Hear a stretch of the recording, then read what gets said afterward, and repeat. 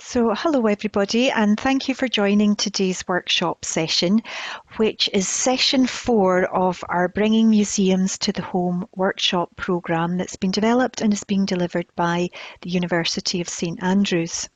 So today's workshop session is on virtual heritage journeys through digital maps. For those that have joined the programme for the first time today, my name is Anne-Marie Reid. I work for Highlands and Islands Enterprise, and I'm currently project managing HI's involvement in the Capito in North Sea region Interreg Cultural Heritage Project. And it's through the Capito project that HI has been able to partner with the University of St Andrews to develop and deliver a programme of transnational digital heritage activities. And it's through that programme that we've been able to draw on the expertise and skills of St Andrews University to facilitate, well, to both develop and facilitate this programme of online digital skills workshops. So, I will shortly pass you over to Dr. Alan Miller and Catherine Ann Cassidy from the Open Virtual Worlds Group at the University, and they will facilitate today's session, which is, as I mentioned, on virtual heritage journeys through digital maps. So, maps are a great way to look at the world and to organise heritage. Digital maps are better still because they let us link engaging media to relevant locations and to take people on virtual journeys.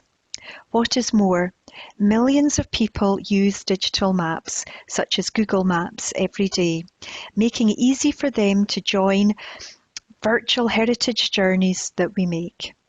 So in this session, we will explore how to create and use maps to communicate heritage. So I'll now pass you over to Dr. Miller and Catherine Ann Cassidy, who will go through today's workshop session, and there will be the opportunity at the end for questions. So thank you for joining, and I hope you enjoy today's workshop. Thank you. Was it me or you, Catherine? You go. You go. Who's on first? I put you up. Okay. Welcome to this workshop. We're really interested in hearing what everyone's got to say in the later part of it. Hi, David. David, good to see you. Actually, and also Shona. And it's kind of getting a bit intimidating because the amount of knowledge that there is in the workshop rather than from the presenters. And we're really happy to have brought Nikki Imrie along from Scottish Civic Forum, who's involved in the Doors Open days. And it's great to have Mary back. And we're going to be talking about, and Mika, you're there as well, but I can't see your photograph. We're going to be talking about maps and how we can use those in a heritage context. And just one thing, about Google Maps, and I'm not an advertiser for Google particularly, but I was just looking on the web and just typed in how many people use Google Maps, and the answer came back 1 billion people per month. Which is, what's that, 20% of the world's population per month on Google Maps. So this is one of the big appeals of using these sorts of media is that there's a lot of people there who are looking at it and it's easy to connect. Catherine, you've got lots of more interesting stuff to say. I do, and we're gonna go through all about the why and how to use it later on as well, and then want to gain everybody else's experiences and their questions as well when we come around. So should I go ahead and start? I'll go ahead and start. So I'm going to begin this time. Very exciting. So let me see. Share screen. I want to do this one. I know how to do this. All right. You should be seeing my screen. So let's begin. Move this up and out of the way. Great. So kind of a little bit of a breakdown for today. We're going to talk about why maps and a little bit, just a smidge on a history, but then talking about what you can do, interactivity, visualization with the heritage sector. And then Alan's going to take you kind of through step by step some processes through Google Maps, but then also other options, because there are other options out there that enable you to do different things. So you're not just restricted to what Google Maps allows you to do. And then talking about how all that can incorporate into something like a virtual museum. So let's go ahead and start. So why maps? Why are we even talking about maps in relation to heritage?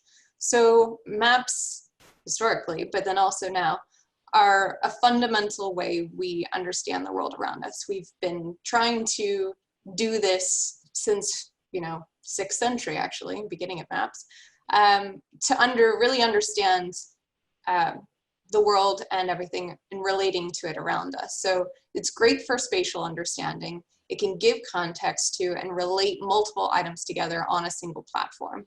And there have been maps that relate to land, sea, sky. Of course, I like the Stellarium web as a little favorite, just to understand completely the cosmos and constellations and stars.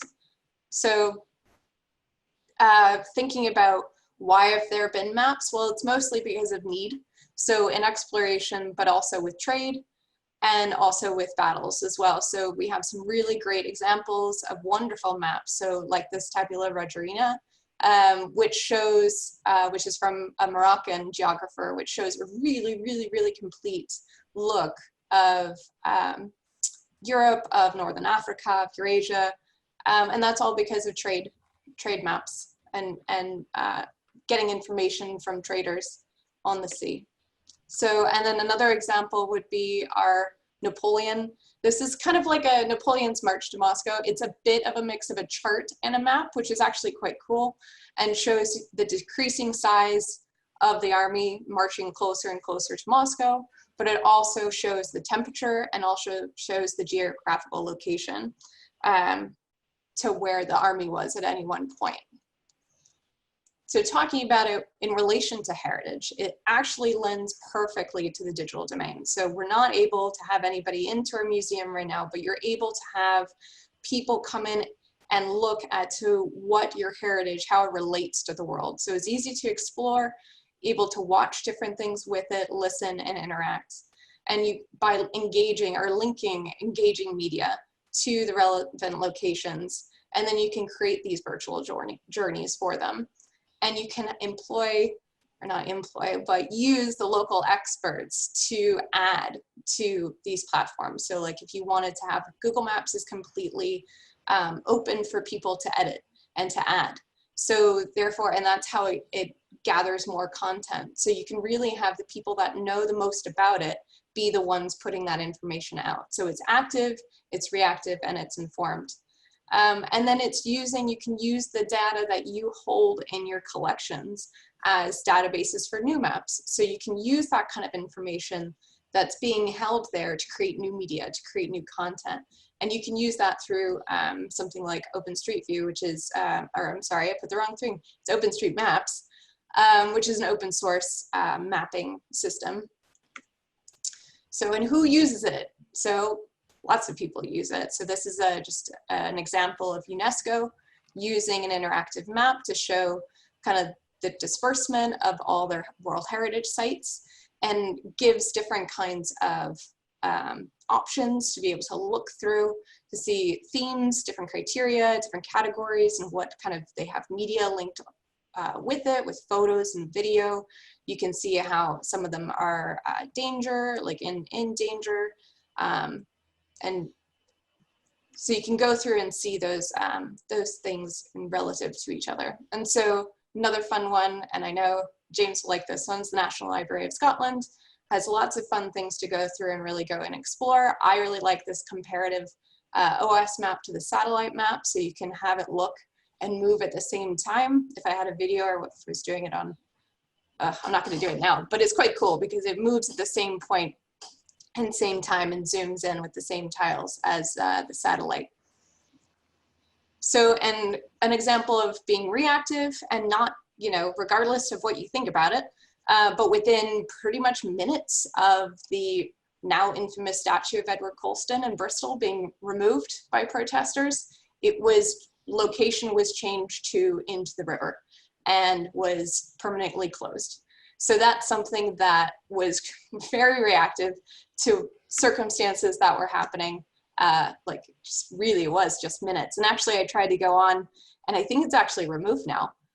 So you can't even find it on Google Maps. This is a shame. I kind of wanted to see it in the river, but. So, and then I'm going to go through some different examples of some more examples of interactivity, but that we've worked on and we've done some work on. But that by having your institution and having media like really kind of with lots of content and really expanded through a mapping solution, whether it is Google Maps or one you've made, is that you can just add all the content you want to really give an experience. So this is just layered with different kinds of 3D, with 360, with audio, with video. And this is the Time Span Museum up in Helmsdale.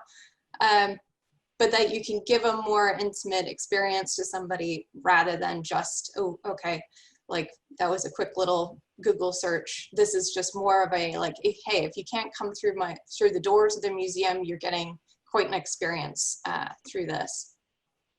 Another kind of map that we've worked on, this is oh shoot, what's the name of it? I just forgot about it. It's proportional. Well, it's the Royal Scots. Well, no, I know that, but it's the proportional symbol map. It's the Royal Scots Roll of Honor, World War I.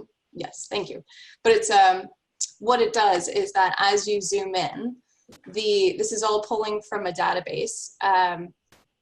But as you zoom in, you can see how the bubbles start to grow, and that's proportionate to the number of people related to that area. So as you get closer in, and this is all people from the Royal Scots on the Roll of Honor during World War I. And then you can go in and actually look.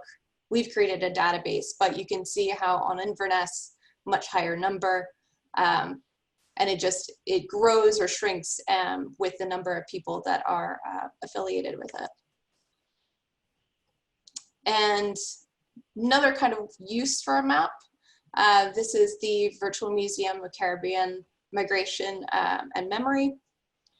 And it's talking about Windrush and people who left the Caribbean during the generation of Windrush and moved around the Caribbean, but then also to the UK. And so this shows the beginning of those stories and where they left from to the ending point and destination.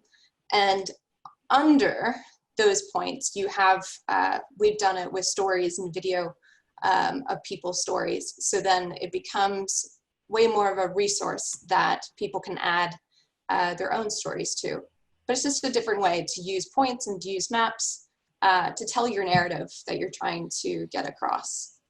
So I know Alan's going to talk about this later a little bit, but we had talked about in session 2 was 3D artifacts a little bit, and saying what can you do with 3D artifacts.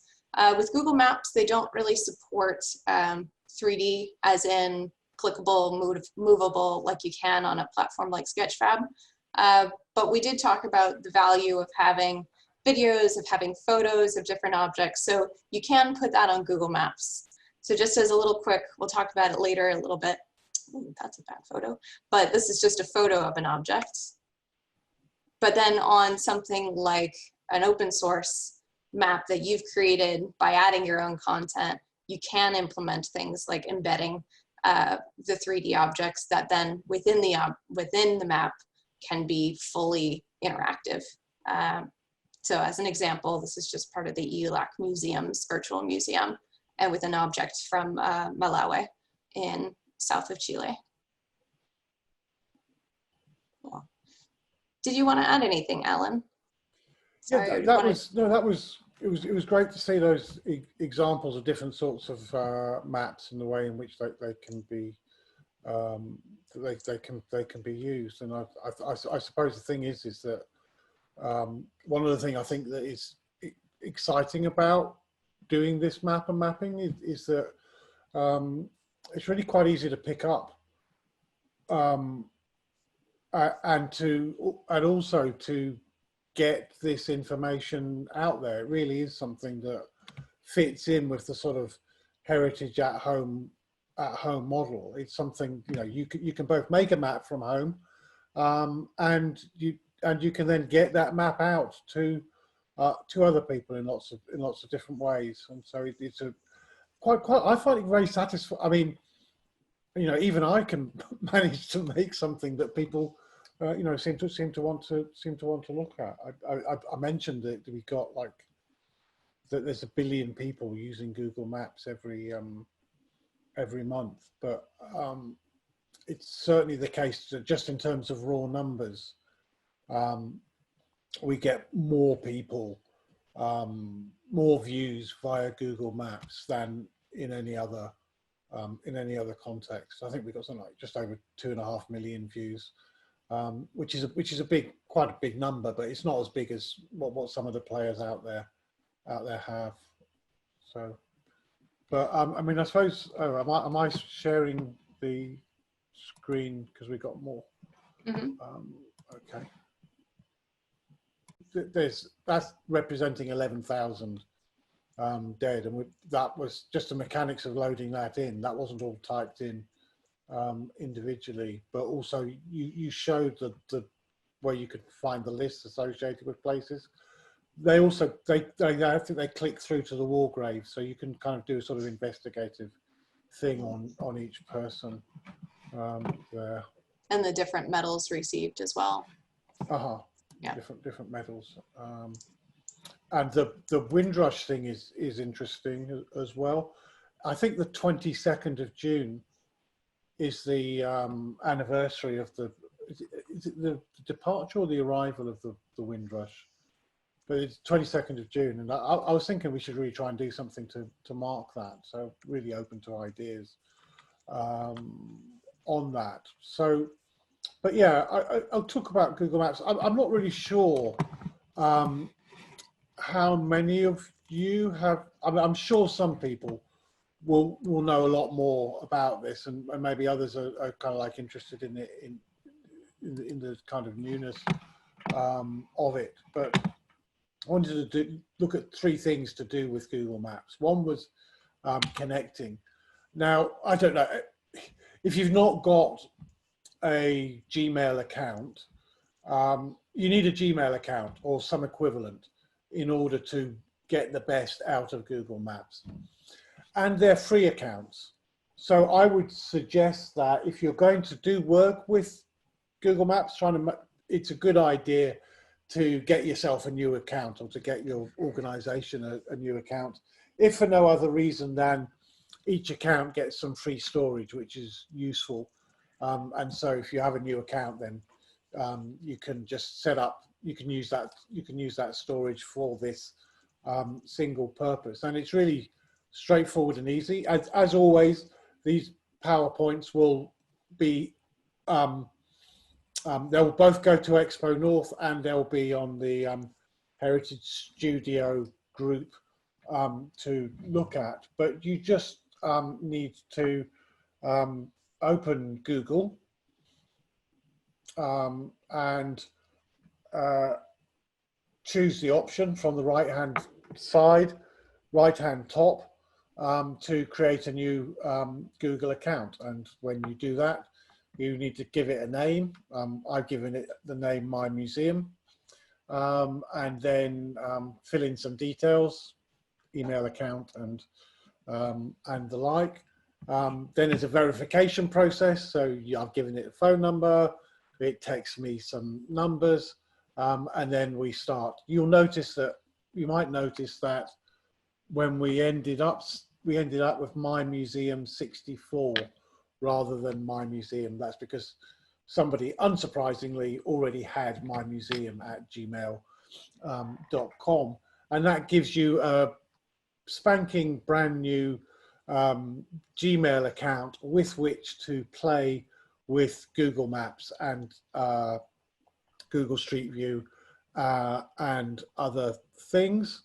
And so then, again, from the top right-hand corner, if you navigate to Google Maps, and then you can log in here logging in my museum 64.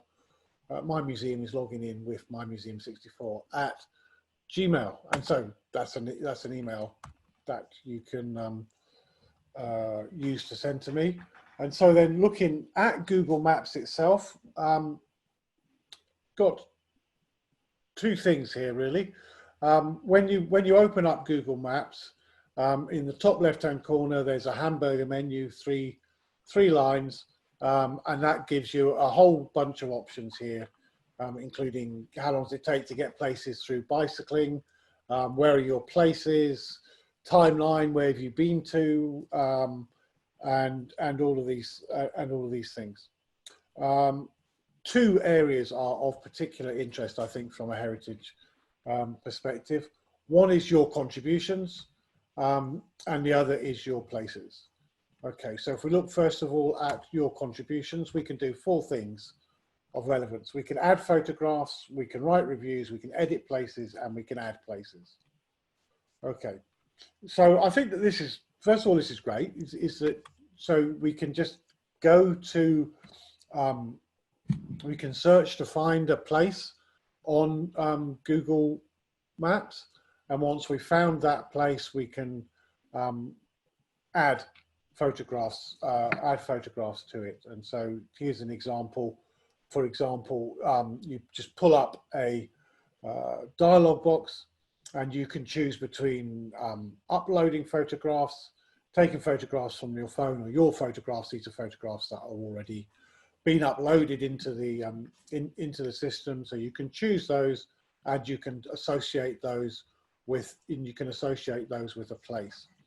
Now, from our perspective, we do this a lot with partners of people that we're working with. But if you're working from a heritage organisation, then it is well worthwhile doing this, thinking about your location and adding photographs to it. It lets people know much more about what exists in that, what you have, and it lets people see maybe inside the museum. This is an example from the Scarpa Flow Museum, the temporary exhibit, because the museum has been renovated for a new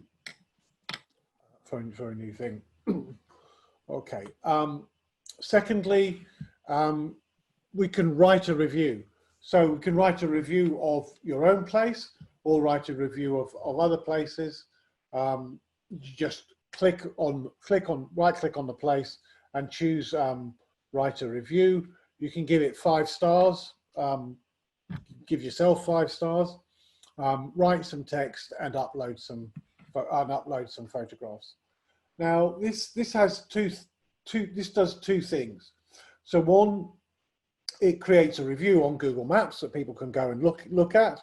2, it enables you to highlight what content you want people to see about your place, or whatever place it is you're writing the review about. And 3, it enables you to then share that information. So once you've written a review, there's kind of like 3 dots on the right hand side of the, there's a share button at the bottom. You click on the share button at the bottom, and you get this choice about getting a link, sharing to Facebook, or sharing to Twitter. And when you do that, when people click on the link, they will get both the review and all of the media that you've associated with your place. So this is a nice way, and as well as that, there's the option of embedding a map. So you can get a map interface, zoom in, zoom out, choose what you want, and then embed that, and then connect it through social media and the like. So we can write reviews, but you can also get friends to write reviews as well, which will have a positive effect upon the place. The third thing we can do is to edit a place. So we can go to our place, and we can edit it. We can put in the appropriate information, add hours, add phone number, add website, do these sorts of things. Now, and then the fourth thing which is worthwhile thinking about is adding a place. So you can choose a position on the map, you can right click, and then you can choose add a missing place. This gives you a form. Yep. Sorry, can I just stop you a second? I just know I'm not good at asking questions at the end because I've moved on. So could anybody go in and do that for your place? What's to stop somebody, you know, for Isle Martin going on and doing all this for Isle Martin, you know, in their own words, without reference to the Isle Martin Trust? Well, it isn't Wikipedia, but it's a bit like that in the sense that there are Google guides who are people who have kind of like done stuff on Google, and they get to review. So there's a review process. When you say add a place, I want to add a place, that is then reviewed. So I was kind of going to, and so it's not automatic that when you write a place, when you add a place, it will get added. Although if it's, and also there's this thing about claiming a business. So you can claim a place, and you can say, I'm the person who's responsible for this, and therefore, you know, I should get to edit it. Maybe you can see it on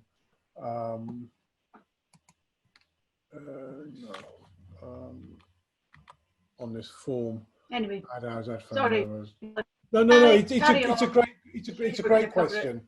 It's a great question. It really is, and it's not. Yeah, Google won't just let everybody make whatever places they want. They have things in place to try and keep it regulated. But at the same time, they are keen to have input from. Well, they're keen to get your expertise for free to make Google Maps a richer place, and so that's why you can upload photographs and do all of these things. So, and I think that, you know, I mean, obviously, if you're in a museum or a building that isn't registered, it isn't a special place, then it's worthwhile doing that. But for example, we do some work with the Berwickshire Marine Reserve, and in Berwickshire Marine Reserve, there's a number of different sites, you know, out at sea that are dive sites. And so one thing that we're talking about doing is putting those onto Google Maps. So one of the things to do is to have a look at Google Maps at the heritage that you have an interest in, and see, you know, is that site there? Is it represented, or is it completely absent? And if it is represented, is it represented well? You know, does it have the good photographs? Is there an appropriate bit of text saying what the thing is about? You know, those sorts of things I think are worth doing, not out of any kindness to Google, but just because there are lots of people who look at Google Maps and use it as a source for information, and so it's a good and free way of promoting yourselves. Like I say, we get what appear to us to be big numbers of people for the Google stuff, and it's good to be able to show some sort of relevance. Does that answer your question? Thanks a lot for not interrupting. Thanks a lot for coming in and asking it. That was really really helpful. Okay, so that's the kind of like 4 things that we can do in terms of contributions. But then building upon that,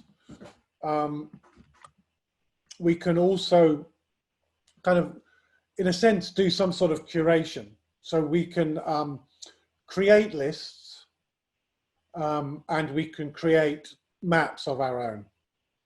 Okay, and creating a list is quite a straightforward thing to do. You just, you know, give the list a name. Okay, so this comes from the Your Places tab on Google Maps. So you just give the place a name. Excuse me. Give the list a name, And here, I suppose the thing to do is to think of some theme. So in this case, it might be quite local. It might be lots of places on an island or in a town, or it may connect together a theme either nationally or internationally. So it may be that you want to be one of sort of aquariums or forts or Roman forts in Scotland, or whatever it is. You can make a list that has all of this information in, and so associate the heritage that you're interested in, or that there's a focus on, with a wider context. And so it's quite straightforward to do that. You just click on each, choose each place, add them to the list. You can add some content in terms of text. Also, it's possible then to add in images for those different places. And once a list has been created, two things happen. First of all, you can then share that list through your own networks. So through Facebook or through Twitter, or you can get a link, and with that link, use it in any context that you want to use it in. And so that gives you an opportunity to share this information. And the second thing is that it can then be searched for through Google and through Google Maps, or rather, you can decide what level of exposure you want, whether you want it to be private, shared, or public. But if it's public, then anybody can search for it and find it. And indeed, Google Street View or Google Maps may promote it themselves. So they may choose your thing and give it promotion, and so that's would be a good thing in terms of getting large numbers of people to be interested in what you're doing. So that's really a whistle-stop tour of Google Maps and some of the potential ways in which that can be used and made use of. And then the next thing that I wanted to talk about briefly was Google Street View, because Google Street View, so the thing to understand then is that Google Street View and Google Maps essentially are the same thing.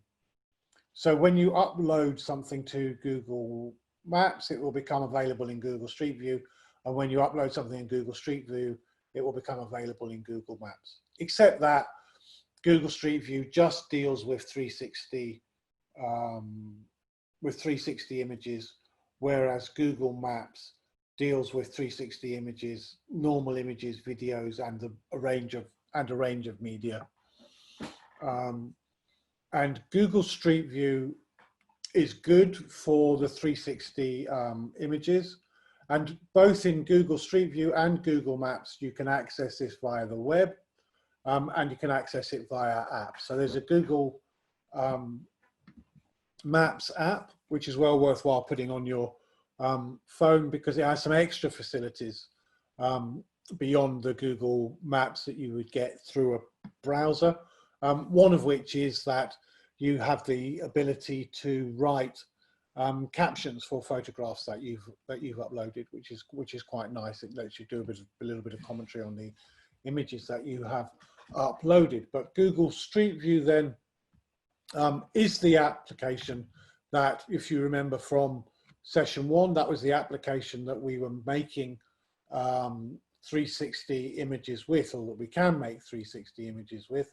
But it also has the capability of both letting you see what exists on Google Street View and also of uploading 360 images to Google Street View, to map locations and to GPS points.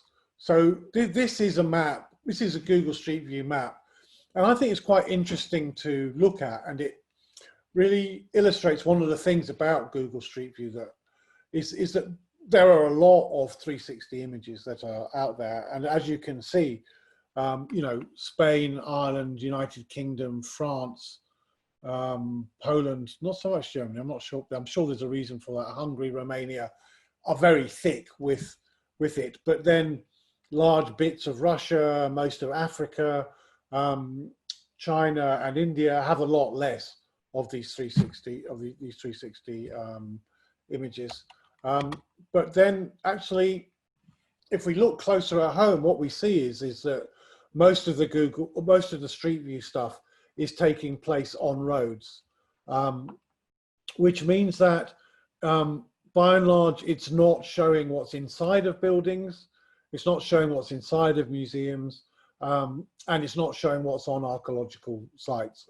It does, but not to the same extent. And so it's still, although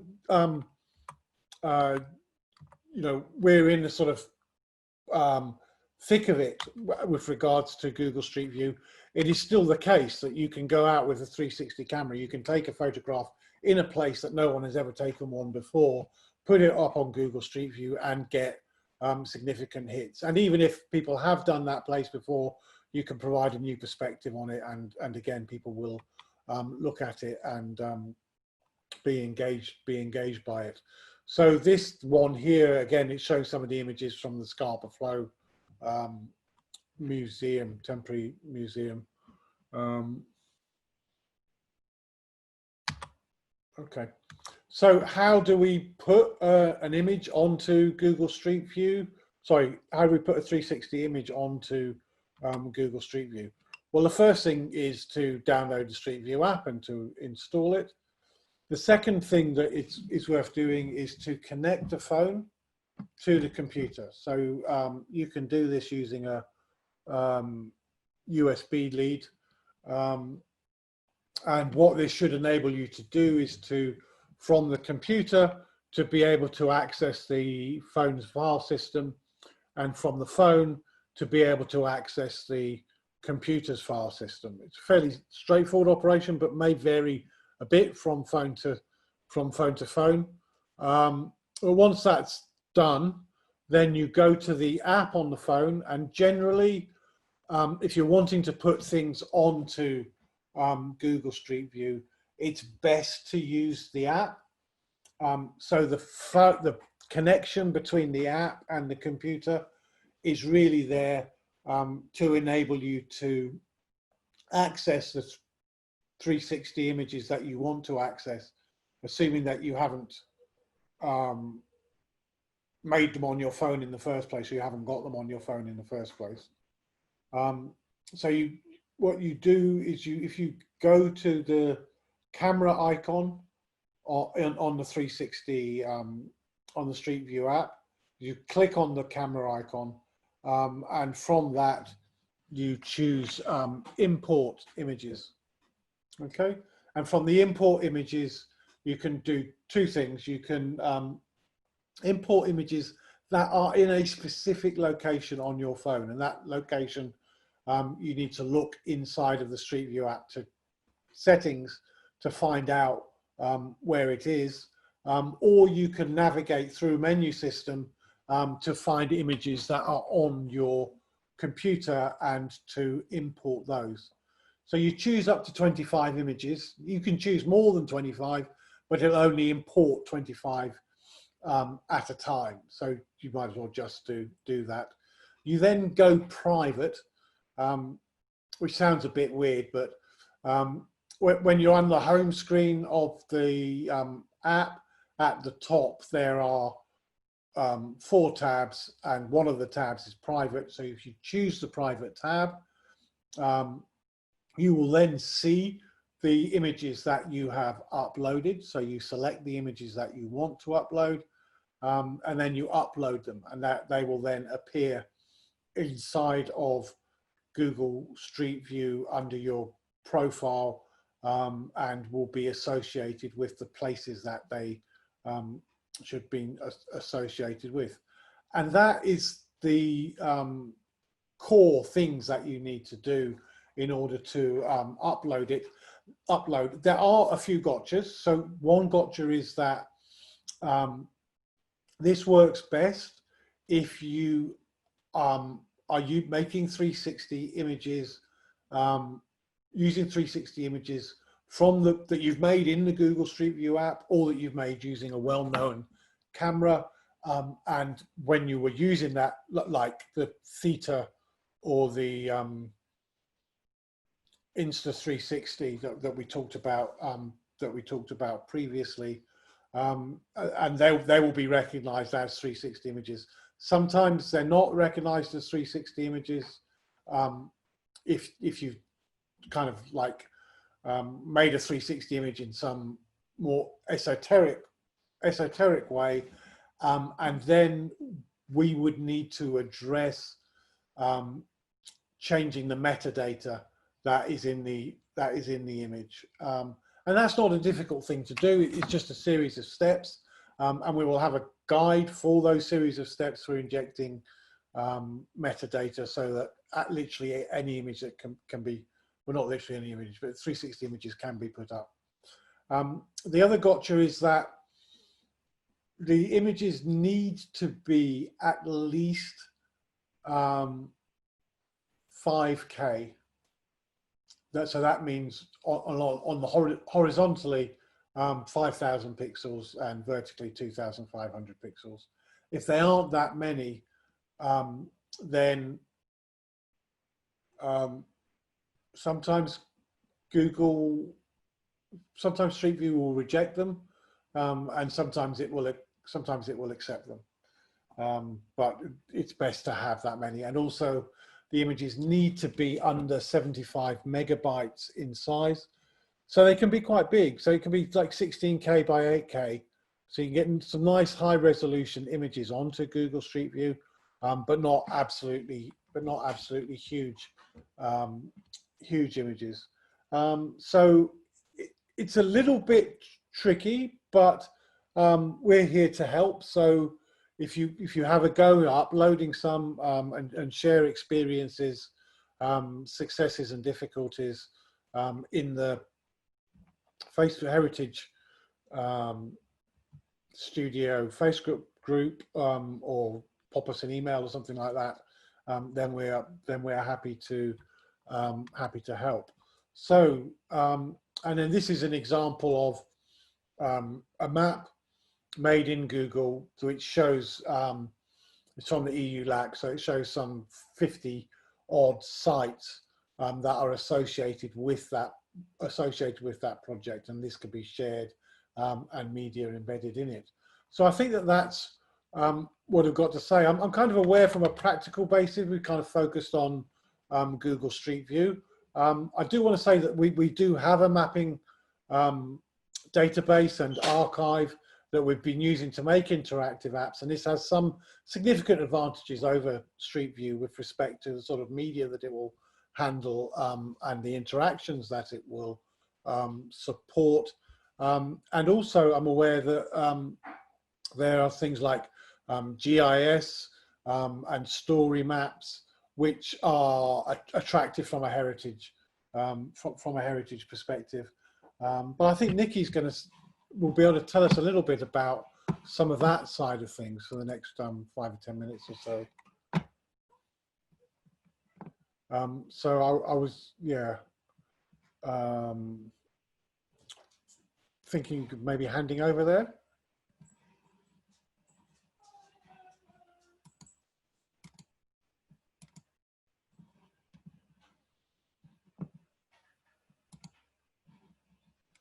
Hello?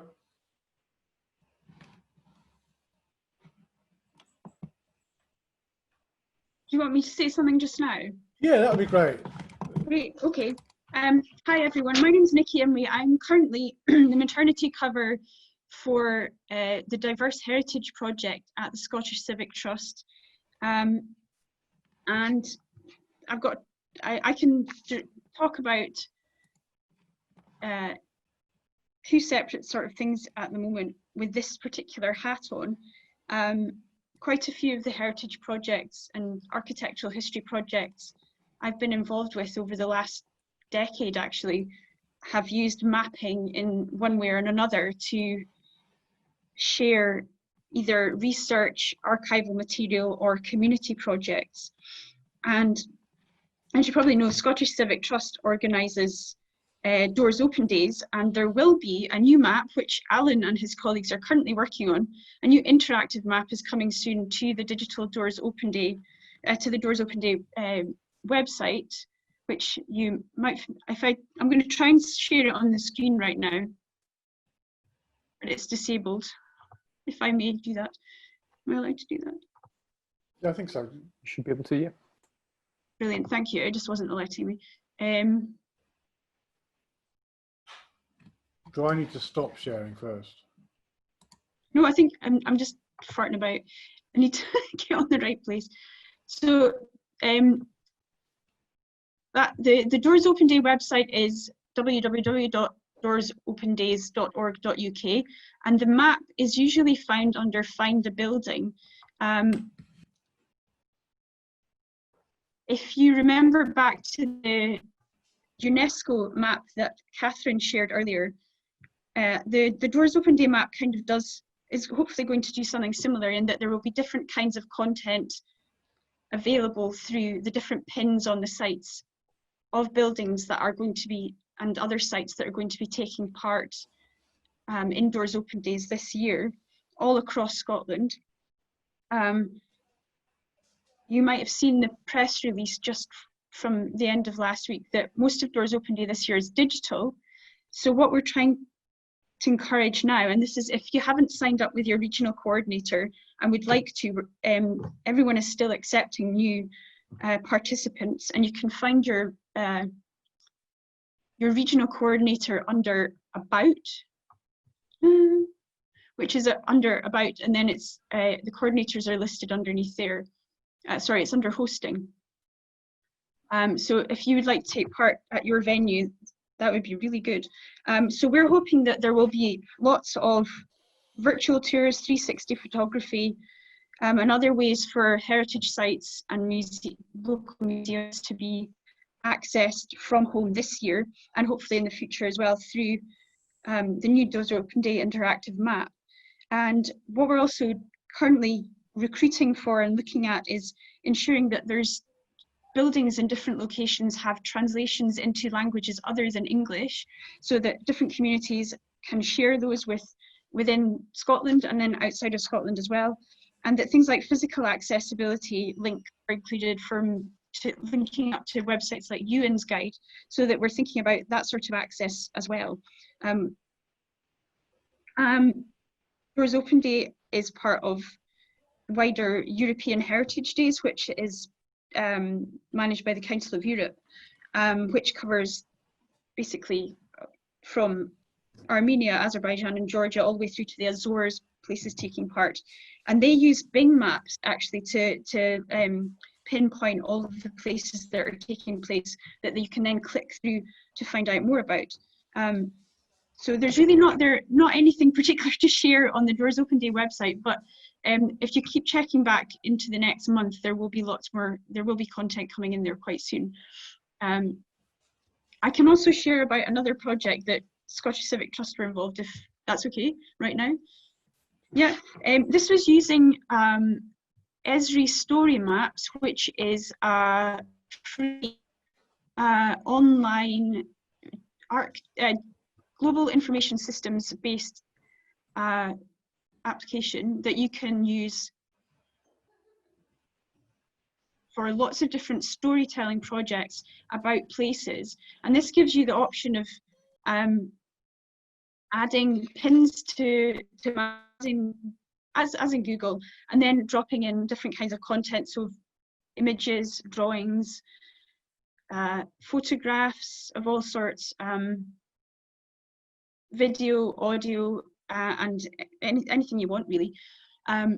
So we've used that quite a few times in projects that I've been involved with. In last spring, in my previous role, at Scotland's Urban Past, which was a community heritage project at Historic Environment Scotland, we worked together with Scottish Civic Trust, and then also Our Story Scotland, which is a LGBT storytelling and archiving organisation, with LGBT health and well-being and an artist named Holly Summerson to hold practical workshops, and then commissioned Holly to create a queer map of Edinburgh, both in digital format and in analog format. And the digital map uses ArcGIS and Esri Story Maps, and you can see, hopefully, that it's possible to brand it with your own artwork and import lots of imagery from your own work. It's not just using the base maps. So Holly created 5 different tabs from the different type of material that was shared during the workshops, and that included historical places. So that was mapping queer places, LGBT places from the present and back to, I think, the 60s we had.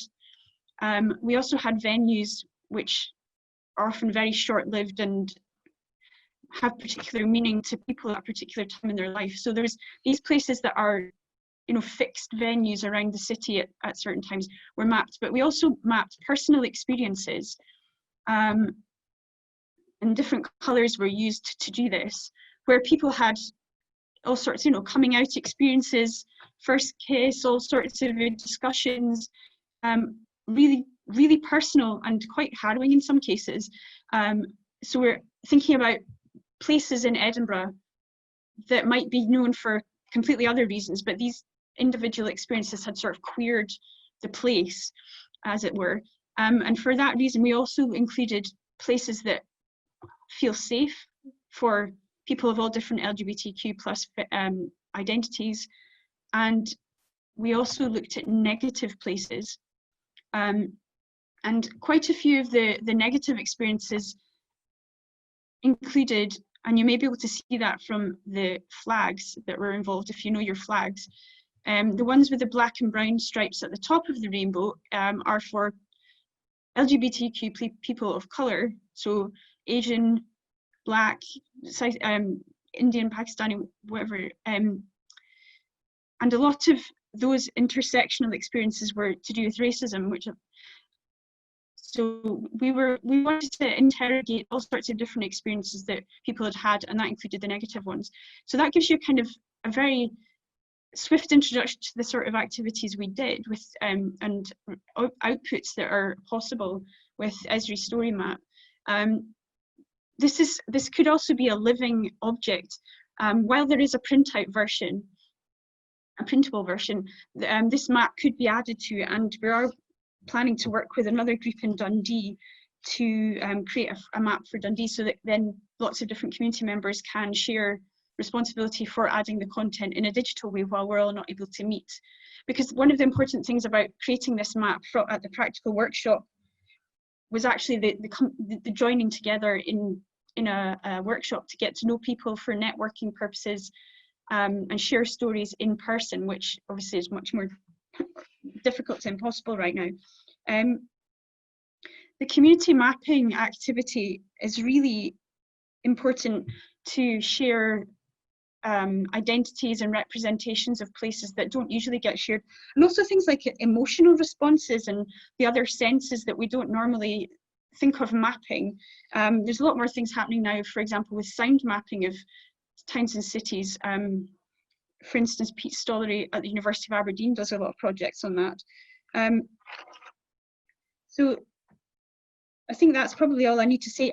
If you're interested in doing how to do community mapping, and it's not something that you've done before through Heritage, or indeed through any sort of planning activities with your local authority or a local conservation regeneration scheme, it's often used now for helping with decision making and local place planning.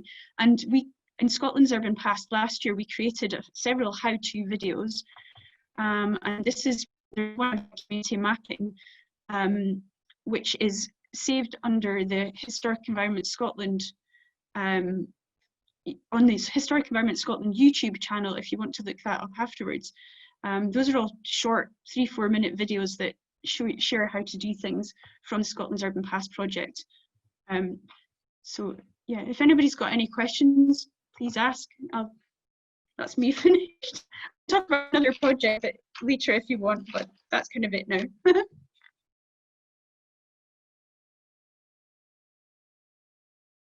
That's great, Nikki. Thanks a lot. Maybe we take a short break and then come to questions after that, or does someone want to chip in now?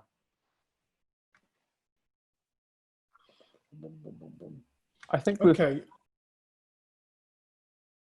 Hello, Alan. Hey, how you doing? All right, thanks. I'm in a caravan on the Isle of Tiree.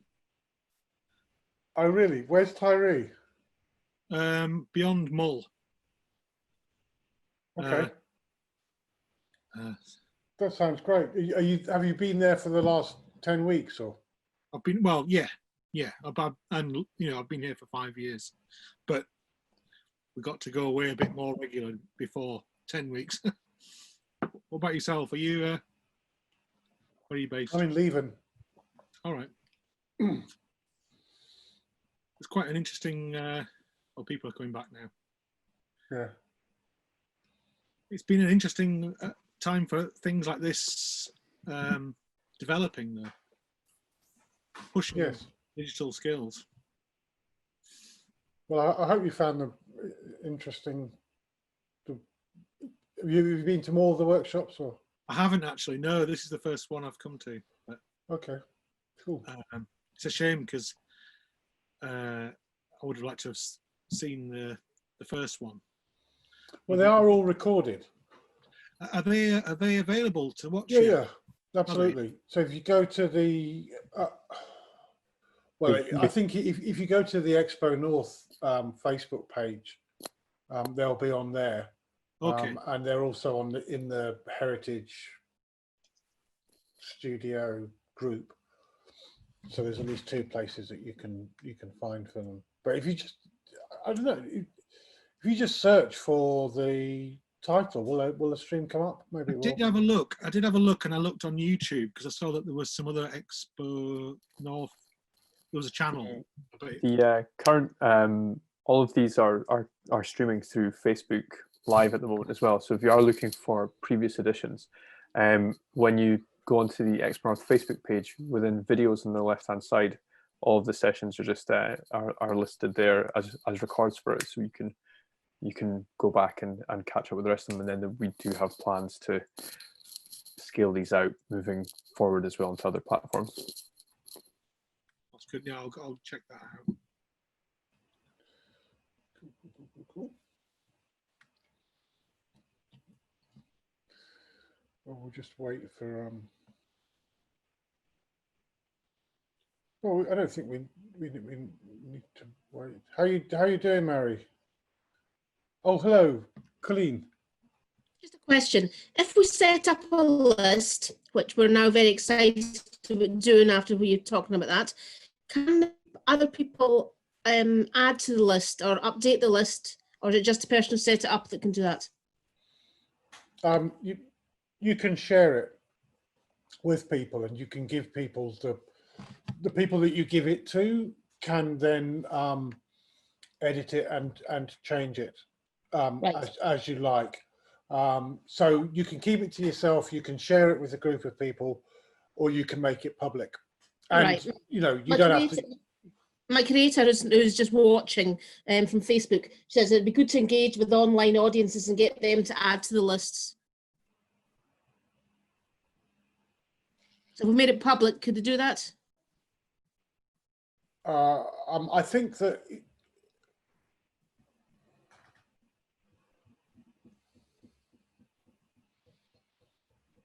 if you make it public, everybody can see them. I think it's more sharing with a sort of known group of with a known group of people. Oh, that's good, because we've got quite a few groups that we're interactive with, so we could share it to them. Yes. Yeah. I mean, the other thing you can do, there's nothing to stop you, having an account which has a well-known username and password amongst a group of people, and so that they can all then use that account to Right. to update it. So we're thinking maybe doing some Commander trails and some Jacobite trails. Yeah, that sounds great. yeah. I mean, that sounds like exactly the sort of thing that would work really well with this, because you can create your map, you can put in the different points, you can upload or choose the media that you want to be associated with each of the points. Yeah. And the thing is, you can then share that you can share individual places, you can share the maps to Facebook, and then once it's on Facebook, people can then comment on it in the usual way. Yeah. But there isn't Maybe it isn't so the mapping thing is a little bit restricted in terms of who can say what about things. That being said, anybody can write a review of a place, so you can get commentary from people from that. But it's more like, you know, with Facebook, you're pushing things out to groups and to people and all of this sort of thing. With Google Maps, it's in the first instance, you're kind of setting up an infrastructure. You're going, oh, here's a sort of place, and here's a place, and here's a place. And then if people come and they're looking for things and they come across your stuff, if you like, you know, so it's yeah. That's great. Thanks, Alan. Cool. That's good too. So Shona, I'm dying to hear what you've got to say about this topic. I'm sure you. Well, it's all new to me because I haven't had to use this yet, but it's kind of similar to my background's in television, radio, and multimedia. So it's kind of this is good for me because it's kind of a mixture of all of those three things that I can populate into a map.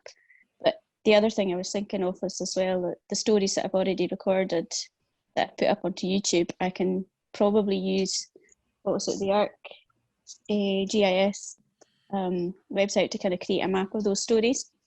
Yeah. So I was thinking that, yeah, I'm getting loads of ideas, which is never a good thing. No, it's a great thing. It's a great thing.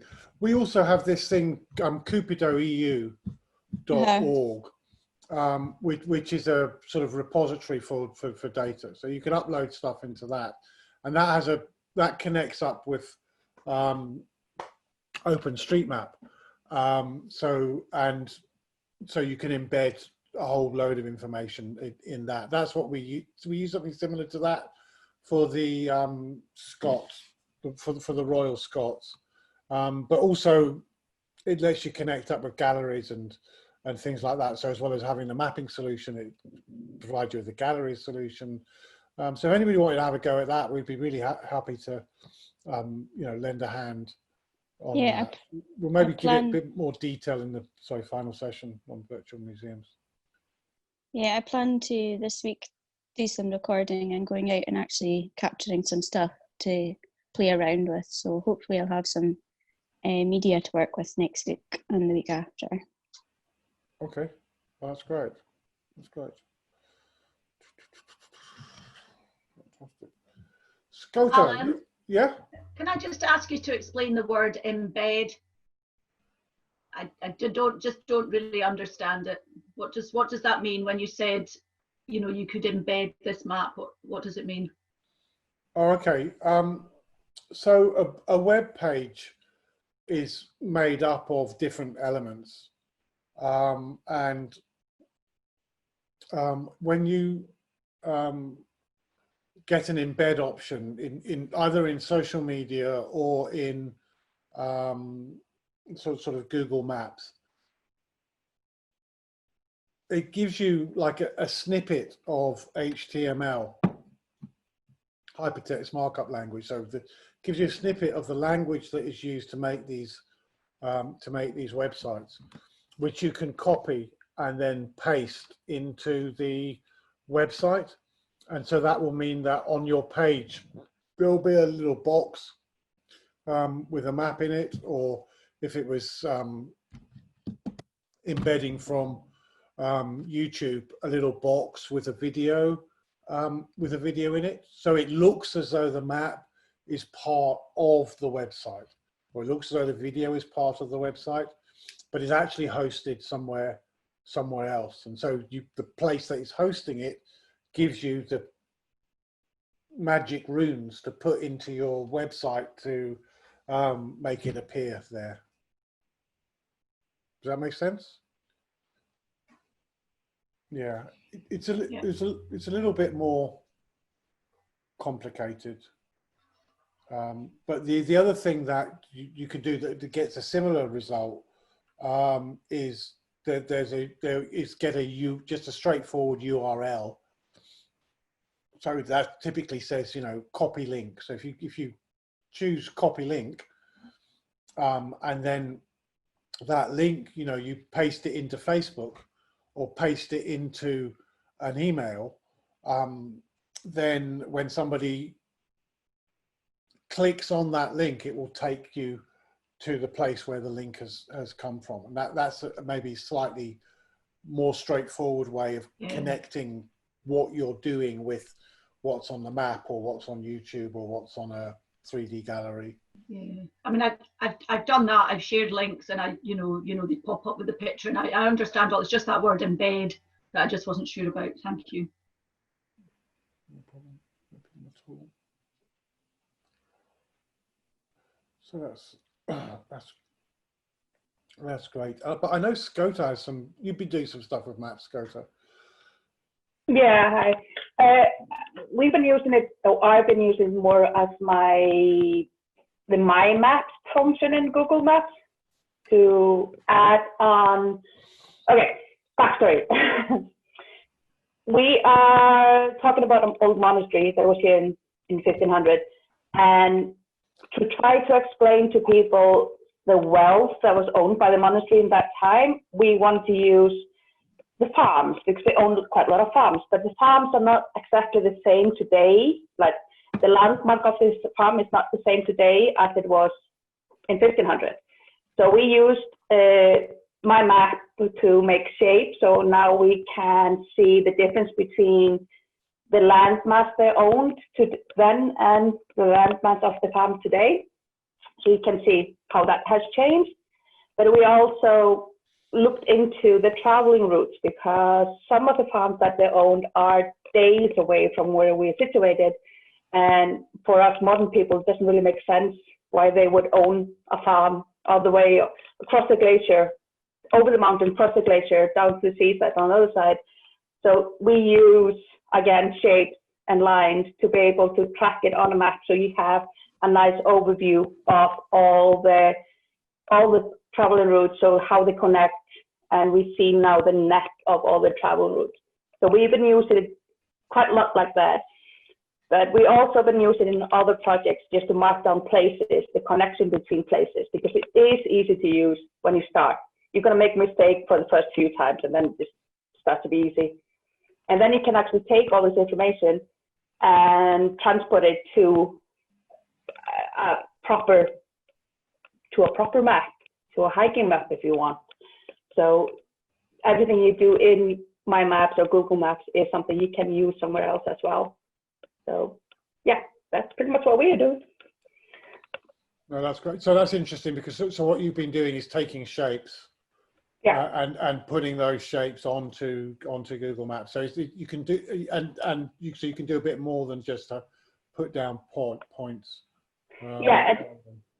Yeah, you can do more than points. You can do shapes. You can have different icons for different things. So if you're marking down for your own purpose or something you want to share, you can mark down a farm is one icon, a church is another icon, a path is another icon. So you can use, there are opportunities to make it a little bit more adaptable. You can use different colors as well, which make it easier to see what you're talking about in each layers.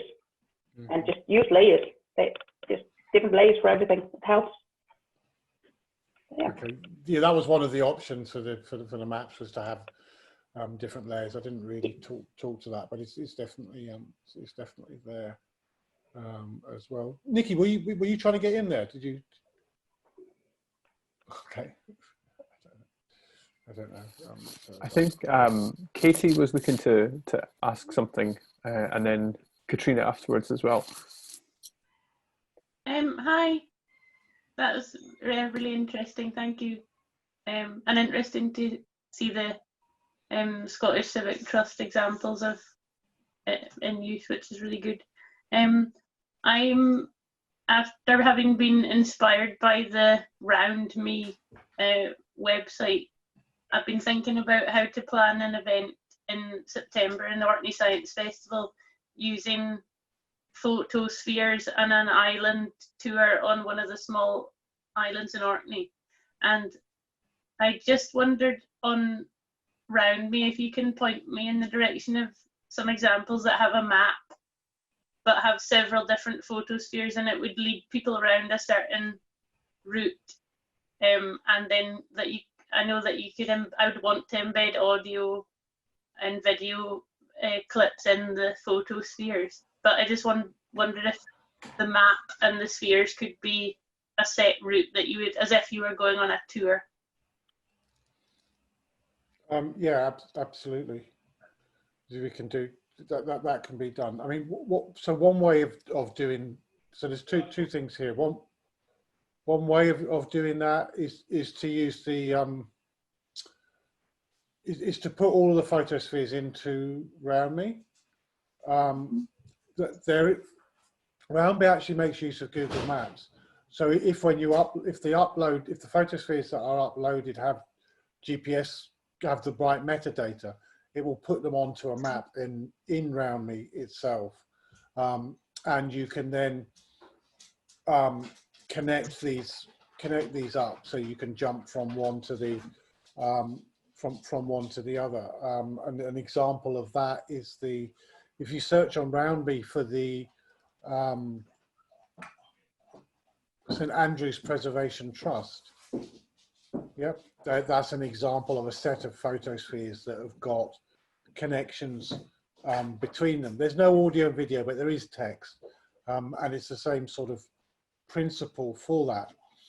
The second way to do that is to upload the photospheres to Cupido EU. Okay, and then that will then put those onto a map for you, and then each of what you do is you create places. You create a place for each of the photospheres. You upload the photosphere to the place, and then you upload other media and associate it with that place, and then you've got all of the stuff that you want together in one place, and that can be linked together into a tour and onto a map that can be shared. It is possible, I think, to do something similar in story things, and it's also possible in Google Maps. The Google Maps function, strangely, seeing as they do so much with Street View, but when you make a map, it's a little bit tricky getting the photosphere function in. It's a lot easier. Strangely, it's easier to embed or to use a 360 video than it is a 360 image on the Google My Map thing. Okay, that's cool. I'll have a look and maybe choose a template that works best for us. Yeah, sure. And if you drop us an email saying, "Oh, this is what we want to do," we'd happily kind of like spend a bit of time talking through the individual steps that you would do. I mean, we could either reply to an email, or we could arrange a Zoom call and figure out how to do that. I'd be happy to provide a bit of guidance if there was a sort of project thing in the offing. Okay, that's great. Thank you. Very kind. I think you can upload a map to Round Me as well, or an image, or you can create a map. You can upload it for a fee, apparently. Right. Yes, quite probably. I mean, but that is one of the things about something like Round Me is that it, well, but Round Me itself, it is great. But once you get wanting to do more and more stuff with it, they start charging you. They start charging you for it. You know, I think you can. Is it 15? You can upload 15 photospheres a month or something like that. Yeah, I'm just having a look, and it says custom maps. You can use a tour map and position your panoramas on the map image, and it's £5 or $5 per tour per lifetime. So that's not too bad. No. No. And it depends if we get the bug or not. Yes. Yeah, that's great. I also wondered if anybody has been using History Pin, which it uses.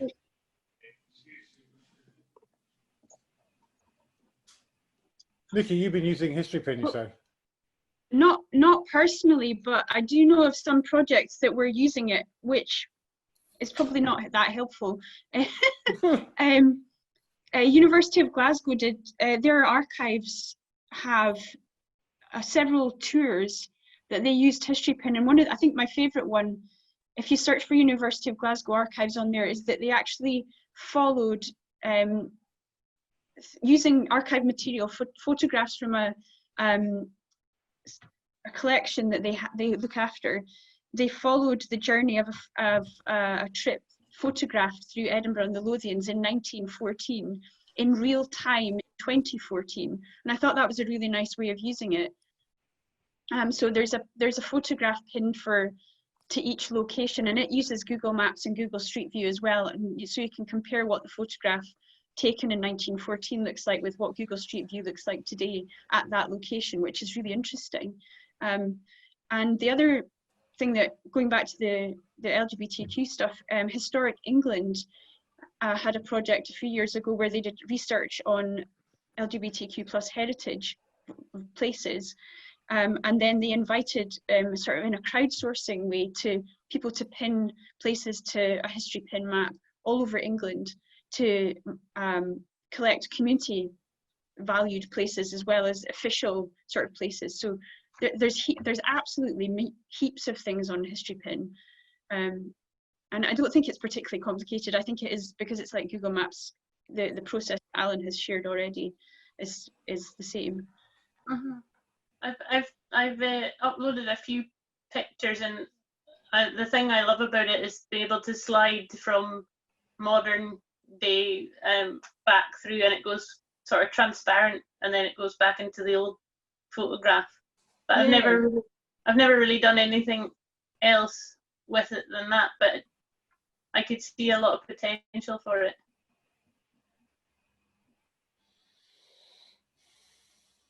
Yeah. And Katrina. Hi. So I'm a student at the Arts Administration and Cultural Management program at Humber College. Funny enough, we have an extension in Edinburgh, and if you want to do your master's, and also our school group could go to the Edinburgh festival, but that got canceled. My question is how to connect something like Google Maps to the Google Arts and Culture app.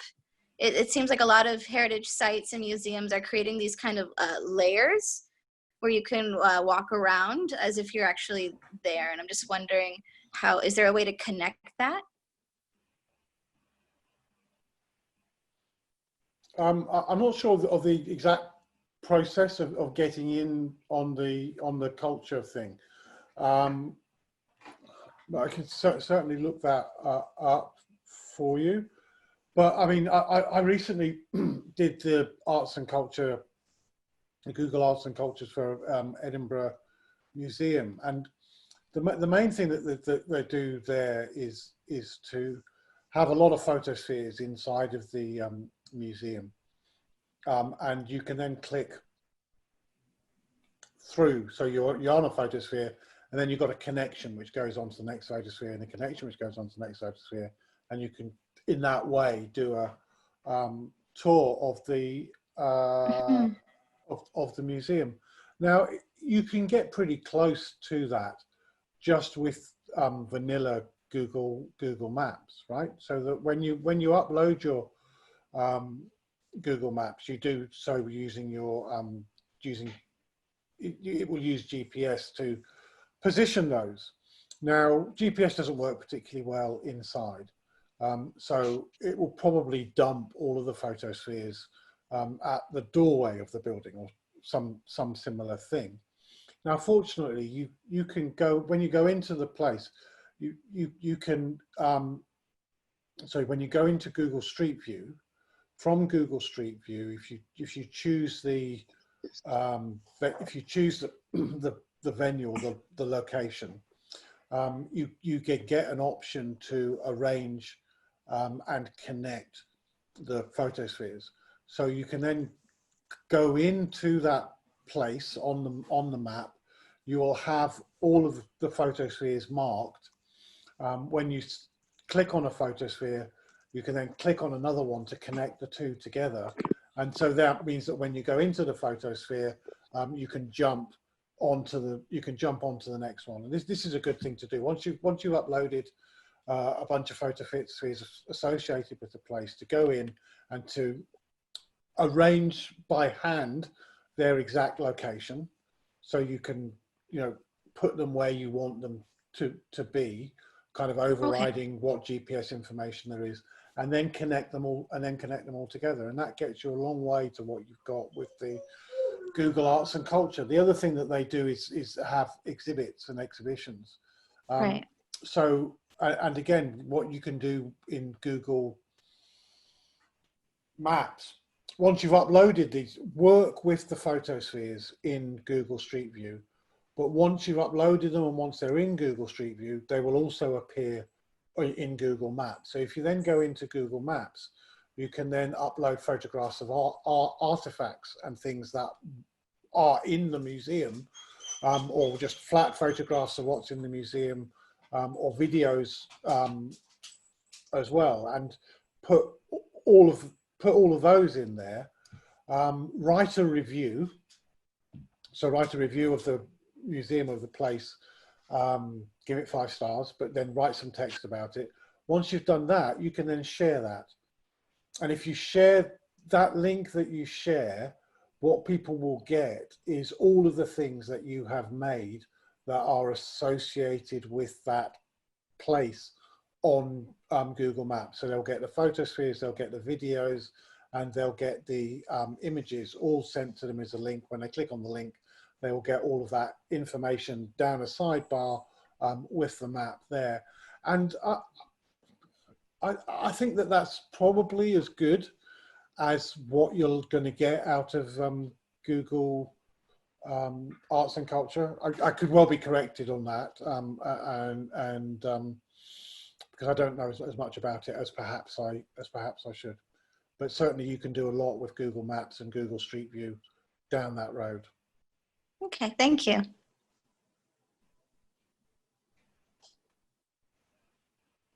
And just to say about Google Arts and Culture is that where you can be on Google Maps like everybody else in the world, you have to be a partner within Google Arts and Culture. And that has some things that you need to consider if you were interested. But I know there are some things that some institutions have said no to it. And but there are also experiments within Google Arts and Culture, which have developed some really cool, neat projects. But I'm not too sure either about any direct linking between other Google solutions, like Maps with it. But if you know some, a friend of mine, she did an Oh, are you there? There you are. Yeah, sorry, I think I lost you for a minute there. Yeah, I didn't quite a friend of mine, she did an internship with the museum where they had her working on that, and I was very curious as to how she did it. Yeah, and different things in different museums, not all of them have the same thing either. So I think that's kind of like an internal partner thing when you do that with an institution, but with them. Okay.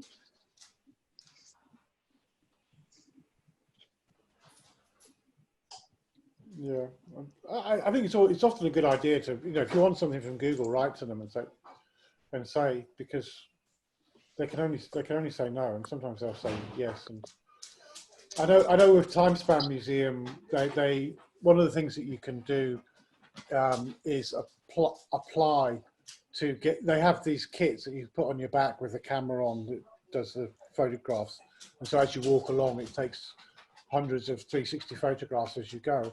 And there's just a form that you can fill in. So we was working with Timespan. We filled in a form, we sent it off, and they got one of these things for 3 months. And somebody spent the time doing a lot of walking in the hills, roundabouts, and creating virtual tours in that way. So yeah, that was quite nice.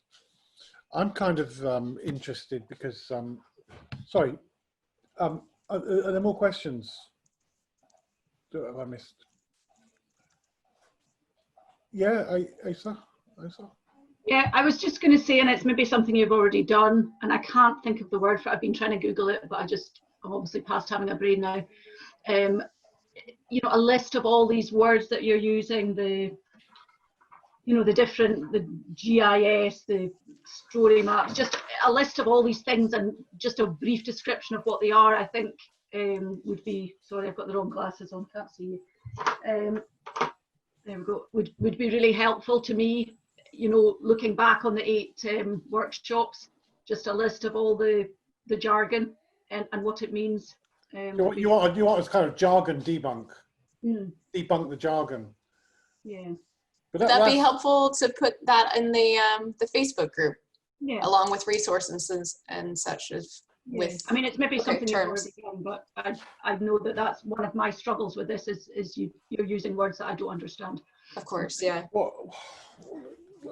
So GIS is Geographical Information System. Yeah, but see, I won't remember that. That's why I need the list.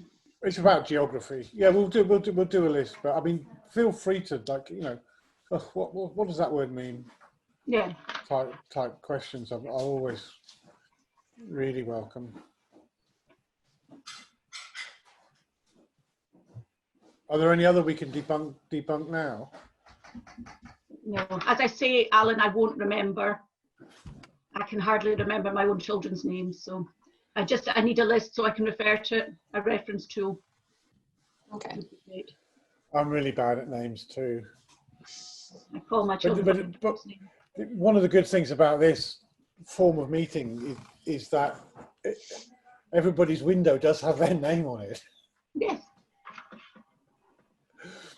So that's great. So I kind of do know everybody's names here. So this is the first time. It would be good if there was a map that we were all on as well. Yes, that would be cool.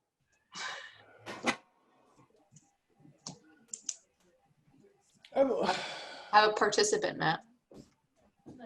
Yeah, it would be great actually. Why don't we? I don't suppose we have that information, do we? Where people I didn't put down where I was into any form. We won't have any sort of geographical tag. What we could do is just say, I'm tuning in from Inverness in Scotland. I'm in Ullapool. Okay. Tyree. Sorry? Tyree. Fort William. I'm in Leven. I'm in St. Andrews. We spent quite a lot of time in the Highlands and Islands. Don't I, Mary? You need to switch your mic on. Maybe. Mary. It's on the little blue button above your name. It'll say unmute. Maybe. Or down at the bottom. No, it's sorry, it's down at the bottom. There you go. Oh, bottom left. Found it. Yeah. Northwest. I knew that one. You've been. I'm in Orkney. We've all been spending such a lot of time on Zoom. It would be interesting to see if they could create a way of linking it to Google Maps and exploring some of the possibilities of that. Mm-hmm.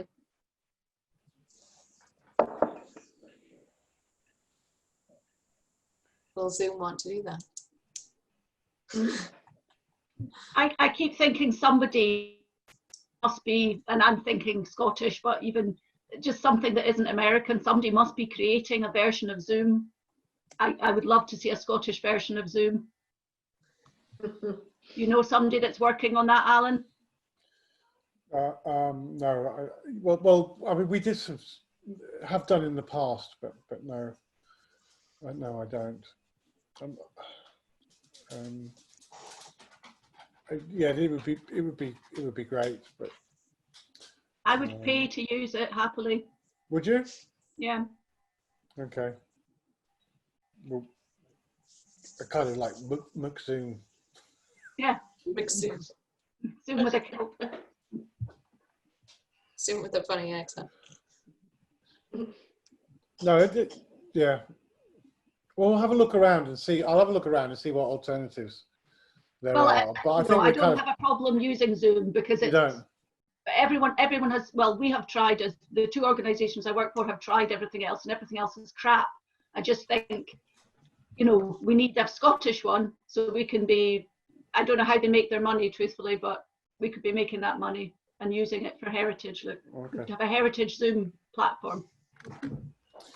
But look, we're doing this session next week on live stuff, and I was kind of interested in to what extent you people have done live events, and you know, I mean, obviously people have been using Zoom, but would it be interesting to talk about how do you set up a Zoom call? Would it be interesting to do the sort of live things that you can do with a mobile phone, doing live streaming onto onto Facebook? Would they be interested in, like, people heard of OBS? What does OBS stand for, Ian? Is it Ian? What does OBS stand for? Do you know? Open broadcast software. Open broadcast software. So we could, like, kind of go through how to set up open broadcast software, maybe talk about how this system is set up, because we're doing this and we're broadcasting to Facebook. Maybe we can coax James into talking about how the Expo North stuff works and things that they've been doing. I can give you a wee overview as to how we use our online platforms for broadcast.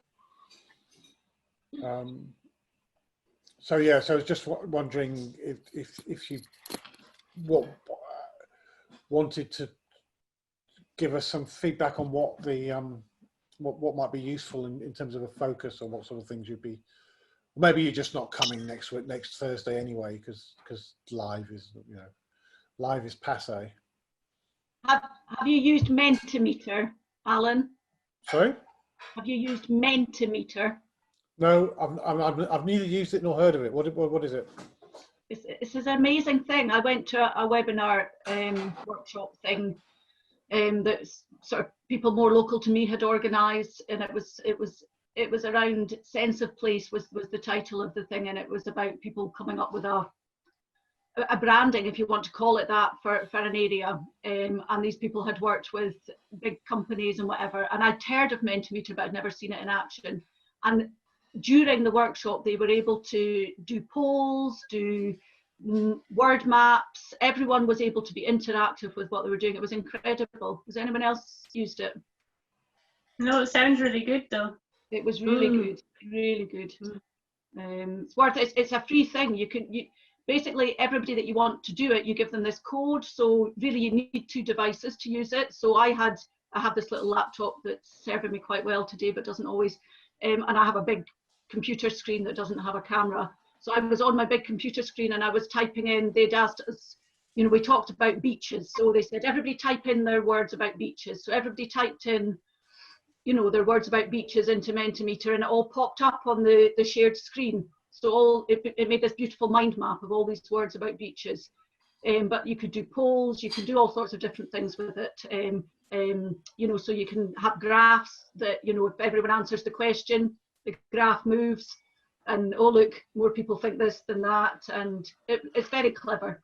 But it's just a website, and they gave us a code, and we just logged in with using this code, and the guy was able to do it live. You know, he was saying, right, you know, it wasn't all set up in advance. They asked us for themes, and somebody would say a theme, and he would type it into Mentimeter, and then we'd all have questions around that theme, and it was really clever. I loved it. And it was we spent 4 hours doing this thing this day, and we didn't, you know how when you spend an hour on Zoom, you sort of go, oh God, claps in a heap. But because it was interactive, I found it really good. That's brilliant, thank you. I've been thinking about how to best run workshops with folk on, and that sounds really worth investigating. I think it's called menti.com.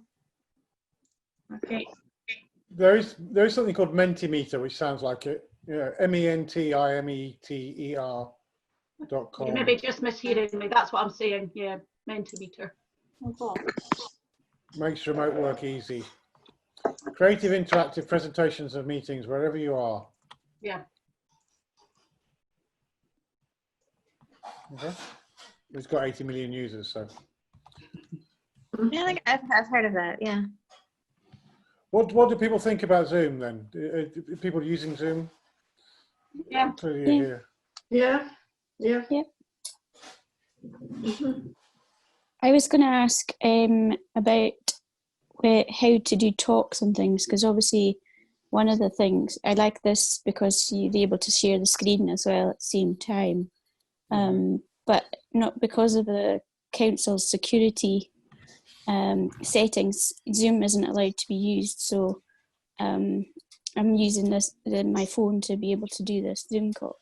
So I was just wondering if there was other platforms that had the capacity to do it as well that I could use. The Microsoft Teams allows you to share the screen as well with most people. But that's if everyone's got Microsoft Teams, though. If you're on Microsoft Teams. I mean, there's like Google Meetup. Is it Meetup? Meetups. Yep. Meetups. And then Facebook now has rooms. So you can do that. I think if you're working within larger organizations are tending to use GoToMeeting as well. That's certainly a common one that will work in a similar functionality to Zoom. That's certainly one to research into. Okay, thanks. There's also something called Slack. My daughter did a thing with the NPA last weekend, and they were using Slack. I never really got to grips with quite what you could do with it, but they had all different channels, and people could be in different little groups. They had teams all doing this challenge, and each team had a channel, and it looked amazing, but I never really got to look at it. Slack is an amazing platform to use, but it's more of a product. Just to give you an answer to what it is, it's a productivity tool for team productivity, essentially, kind of to replace email, but it doesn't necessarily have a broadcast functionality built within it. It uses integrations from the likes of Zoom within it, but it doesn't have the function to kind of push content out. Well, certainly without add-ons. Yeah. That's good. Okay.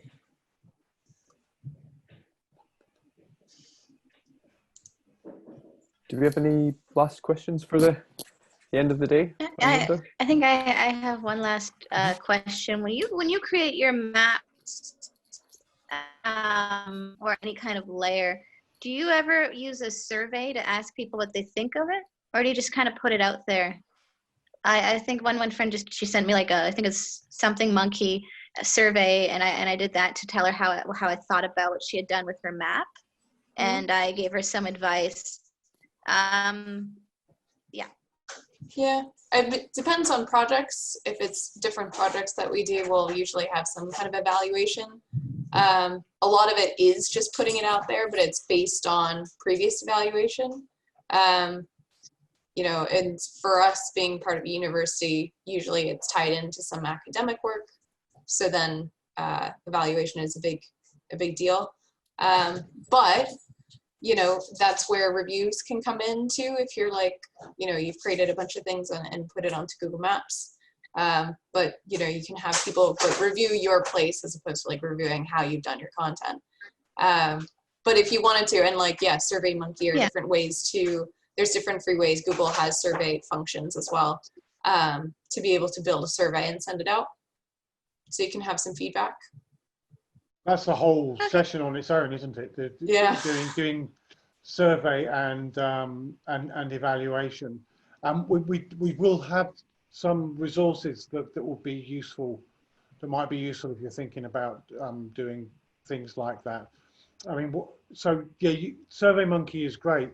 What is the system that you're using, Catherine? Qualitrix, which is approved, well, through our university. It's approved, and a lot of other academic universities use it. Yeah, so being a university, we have to sometimes get a bit more formal than perhaps is useful with the doing evaluation. So we would do things like having a consent form and an information form, kind of, and getting people to sign stuff before asking them questions. Yeah, I think it's the closest kind of online service that replicates a in-person, like the forms that we would usually have, like questionnaires that I would have to give out to somebody. You know, consent form, participant information sheet, debrief form. So that's why we use that one. Oh, what's it called again? Qualitrix. Qualitrics. Okay. Plug. When you're done with this, when we're done with this call, there's a survey to fill out, questionnaire, but it's on Qualitrix. And some of you, and I'm sure you might have filled it in before, and that's okay, but each webinar has a different one, just with some questions pertaining to this particular one.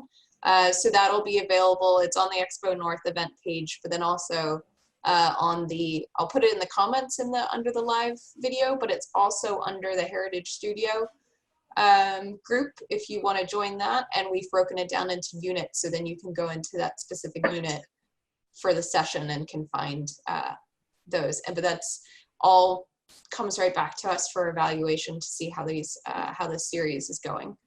The other thing that would be really helpful is it, like if the sort of in the comments, maybe putting links into resources that you know about that are relevant to any of the units. That would be really helpful. So like, I've forgotten the name of the, but I mean I can get it back by playing back the video. But if it's in the comments, then that's good. So you know, feel free to contribute links to resources or write a post. Yeah, because I think Shona, you did that with your videos. You put it on, and that was fabulous. And then each one, then people can comment underneath it. So if there are any resources that you want to pull in, I would just, go ahead and post it. So should we have a comments box? I thought that last week I was going to comment, but when I go to the bottom of my screen, I don't have comments. Is that on Facebook or is that on here? No, I'm thinking of chat on Zoom. Usually you can chat, you know, put in. But does that not happen on a webinar? Not on this format. No, not on this specific format, right, James? No. So when you say comment, you're talking about. Correct, yeah. I'm talking about Facebook. Yeah, in the Facebook group, you can write whatever you want, and then either associate it with a unit, or we'll tidy it up and associate with the appropriate unit. So input in there is really welcome. I think that'd be good for sharing for everybody, because we're putting some stuff in, but we also, you know, there's value to what everybody's talking about and sharing. So I think that's, to be able to grab and have a look at those resources is really good.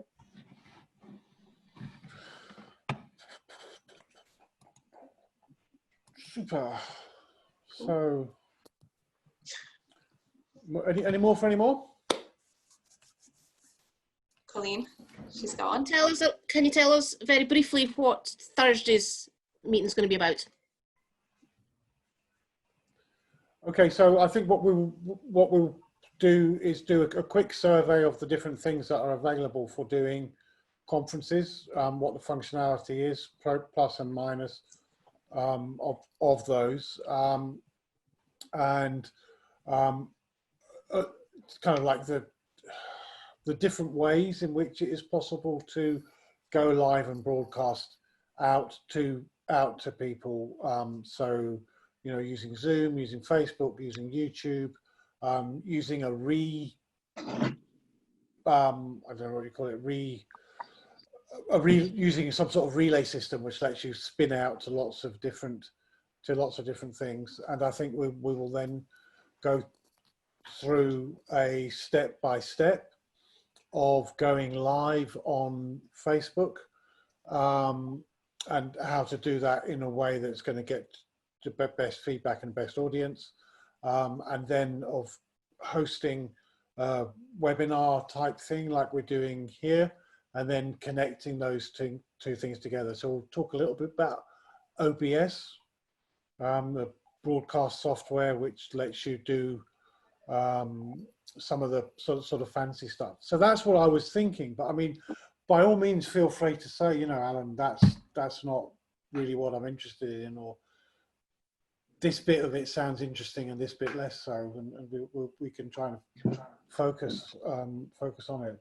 But I think that at the end, our aim would be that you would have a roadmap, a map of the area, and step-by-step instructions to do, you know, the core stuff, the most important stuff. Great. See, I'm now down in press and telling you what's going to happen in the webinar 2 days beforehand. It's the official trailer. It's the official trailer. Yeah, it is. But it just, yeah. Well, I'm interested in to know if on Zoom people are using rooms. It's something that I'm hoping to organise.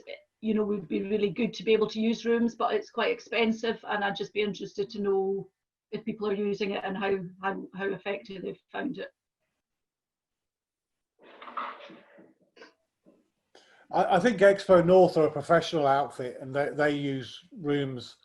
It's something like £30 per room per month or something like that, which is, it's not a huge amount if you're an organisation, but certainly when we use Zoom for broadcast stuff, we just pay the £12 a month for the next thing up. So I think but then if we were going to hold a conference or something, then I can see that we would, on occasion, you know, fork out that money for it. But I mean, James knows a lot more about this side of things than I do. The great thing, like certainly within Zoom platform itself, is that, well, first of all, there's two definitions of rooms. So the first one would be breakout rooms, which would only be applicable to meetings themselves, but they wouldn't necessarily be part of broadcast. But secondly, hosts could be simultaneous broadcasts at the same time. That's something that we tend to do, is have multiple hosts so that we can run effectively, if you want to call them, for want of a better phrase, multiple channels, so that we can hop between different things happening at once. They will all be put underneath one account, but we can have alternatives that way. You will be effectively charged twice that way for it.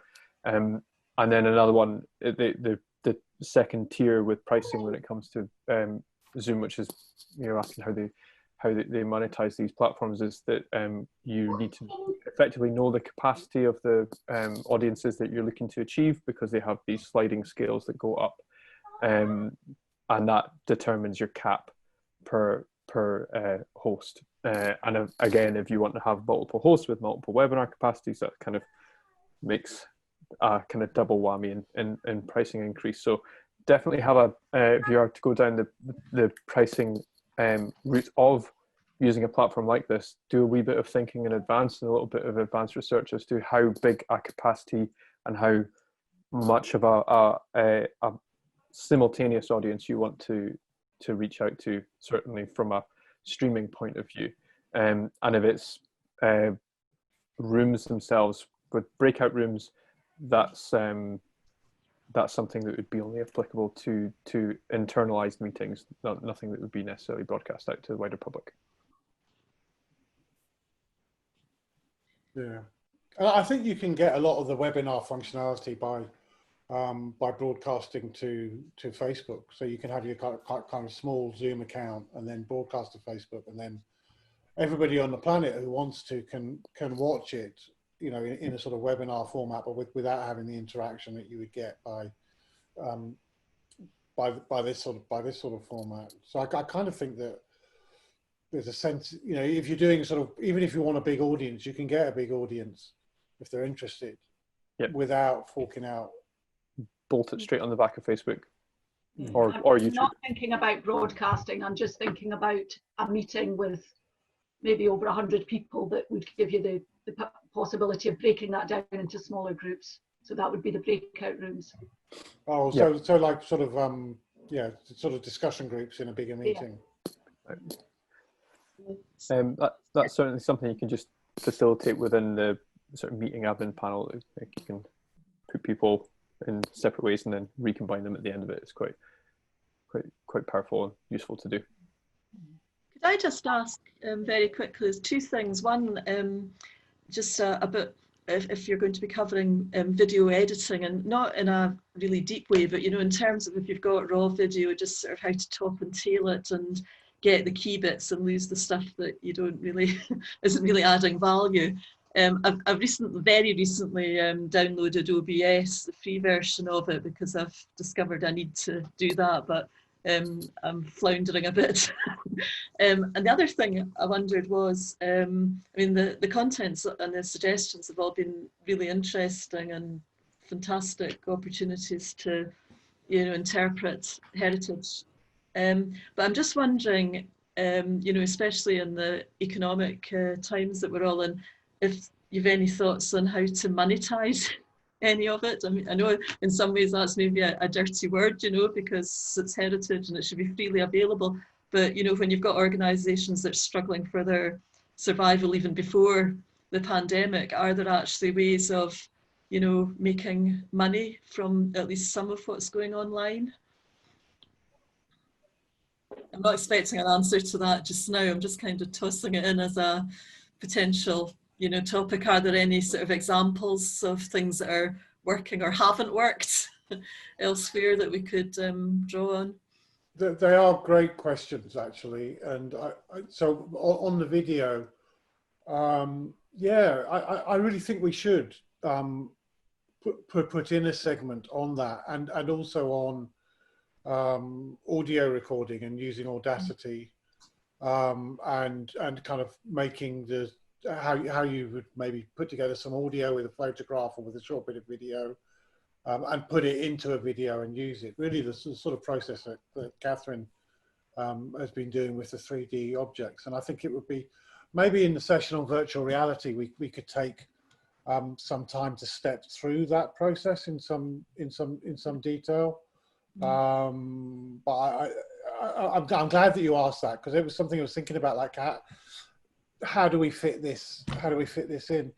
The monetization thing, I think, is a bit more difficult. I mean, one of the things that I was talking to with Anne-Marie Reid, is the woman who's been speaking at the beginning of these sessions, was the possibility of maybe getting somebody from Interface or MGS or someone to come along and to talk about funding and fundraising for stuff. I mean, I think that, so one way in which you can monetize it is to demonstrate that this process is reaching out to audiences and is having a positive social benefit, and therefore is worthy of funding from different sources. I mean, the second, again, is indirect, but is that, you know, through using digital media to project the value of heritage, you're really laying the basis for future audiences to, you know, to come. By having a high profile for a piece of heritage in the here and now is really a good investment for the future, because it means that people are more likely to come, and if they're more likely to come, then there's going to be there's going to be expenditure for it. In terms of directly, I mean, I don't know. I mean, it did occur that we should be charging for these seminars or something like this, but I don't think so, because I mean, I don't know, would you come if it was a $5?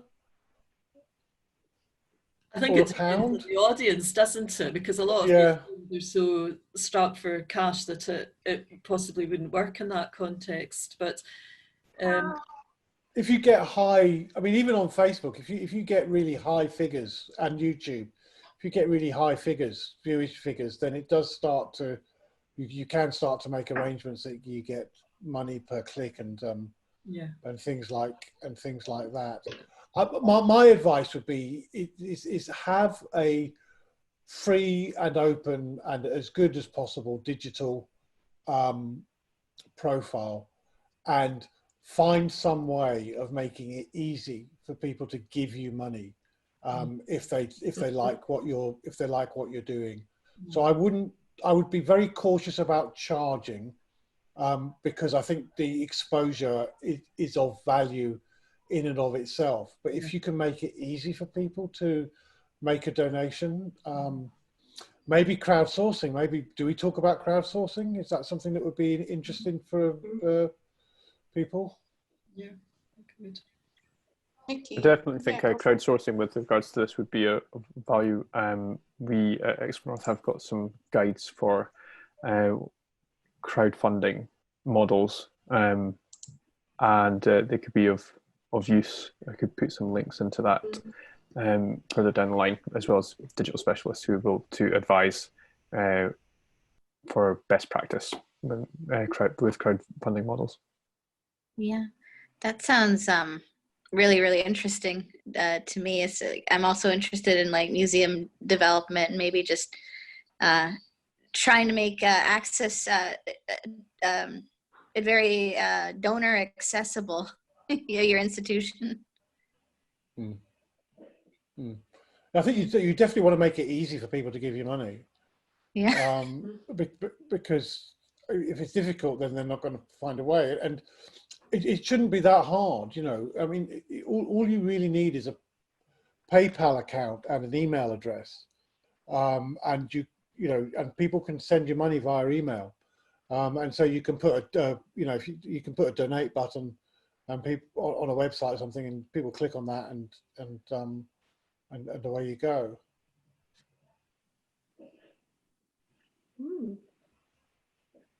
Great. If somebody knows better, they can correct me. But I think that would work. Yeah, I suppose another option is to direct them towards your online museum shop or whatever, if there was a way of doing that, so that they could purchase things maybe that you've got available for museums in that situation. Yeah, that's true. And then there's photographs, and then there's things that you could. So what things are there that is easy to sell? I suppose, you know, delivery systems still work fine. So anything, but if yeah, I don't know. You guys going into museums at the moment? You in work? Scoter, you're in work, aren't you? Yeah, I'm at work. And you said, like, I ordered something from the UK and took a month to get here. So snail mail is back. Clean, yeah. Off a few times a week, and then at home the other part. We'll have to go in and check on the building anyway, and some stuff's just easier to do in my office. Oh. Okay. You were talking about donating. I think Ullapool Museum did something, and they put on a donation over, I can't remember what it was they were promoting at the time, and I think she said over a period she got about £700 from it, so there is ways.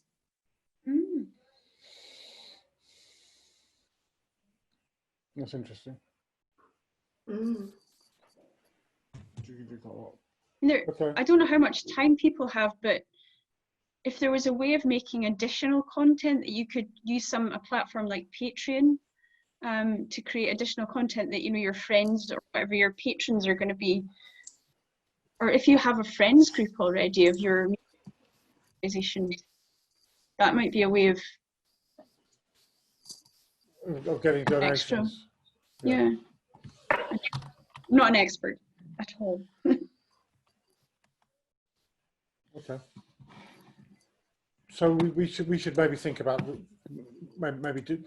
bringing a bit more stuff about finance into the series of things that we're talking about. Yeah, it seems to be something that's close to everybody's hearts at the moment. Alan, you know, Catherine, I can never remember her second name. She's the reason I started coming to this was that Catherine, who works for one of the heritage organisations, you know her because she did the tour. Do you know who I mean, Catherine? She organised a tour for community heritage people to get together in different places, and she did it with St Andrews University. Do you know who I mean? Catherine Gillies from Arcadia. Yes, yes. She has been fantastic at sharing stuff about funding. So she'd be a good person to speak to if you're thinking about doing stuff. Catherine Gillies. Yeah. Mary? Could I just say, I think this may not be the best moment to approach her. She is fantastic on funding, but I think her company at the moment may not be functioning.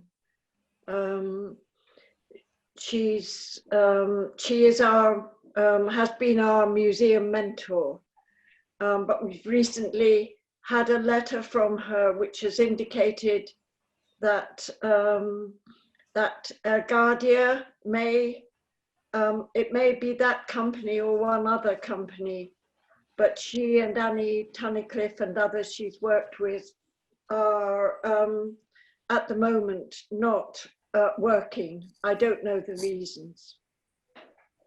Right. I've had very recent emails from her. She sends out an email, obviously, to a MailChimp thing, and I've had ones in the last few days. Maybe she has two different jobs. I would imagine she might. Yeah, I don't know for sure, but I know that there's been something like that. But it's really good to get a suggestion of someone who's, I was going to say on the money, on the money when it comes to fundraising. Not only was I going to, but I did. But I'm kind of aware that should we call it a day and come back on Thursday? Yeah, that sounds great. Yeah. Thank you. Thanks everyone for coming along and sticking with it. Thanks very much. Thank you. On behalf of Exmoor, thank you to everyone for attending this evening. We'll see everyone on Thursday, June the 11th for going live with social media, as well as our little additional conversation there. Yeah, it's going live with social media as well. Yeah. Yes. Great. Great stuff. Thanks, guys. Everybody. Thank you.